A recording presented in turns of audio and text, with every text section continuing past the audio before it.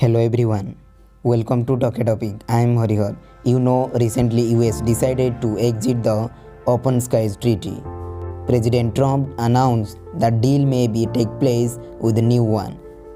US Secretary Mike Pompeo has also said that Russia continuously and dishonorably violating this treaty. Here President Trump said that US had a very good relationship with Russia, but Russia did not carry out treaty. So they said until they carry out, US will pull out. Still Trump government wants that to give chance to Russia to do agreement with them.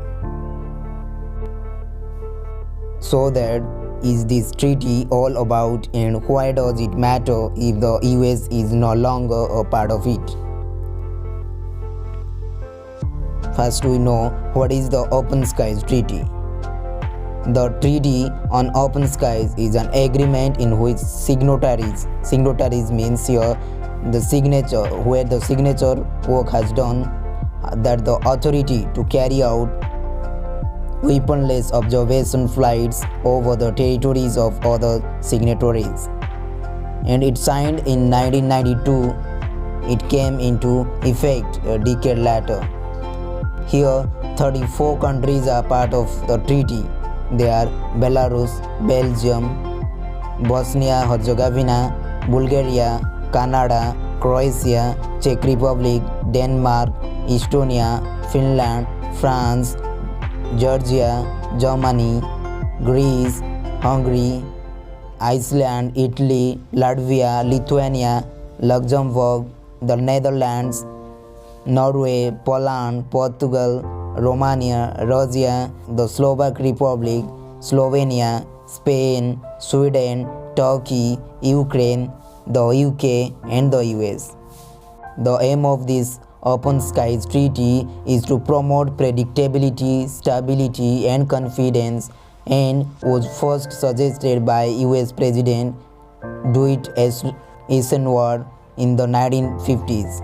More than 3 decades later, it was taken up again in a formal way by President George Bush. In 1989, a document called Open Skies Basic Elements was issued, which called the Establishing an Open Skies Regime for NATO members and members of the then Warsaw Pact, with the aim of promoting transparency and openness and building confidence along the facilitating verification of disarmament agreement and arms control. Finally, after much deliberation, the treaty was signed on 24th March 1992. By then, the Cold War had, of course, ended, and Russia was struggling to find its place in the world after the breakup of the Soviet Union. In 2020, it's a different world order, with Russia again emerging as a key military power.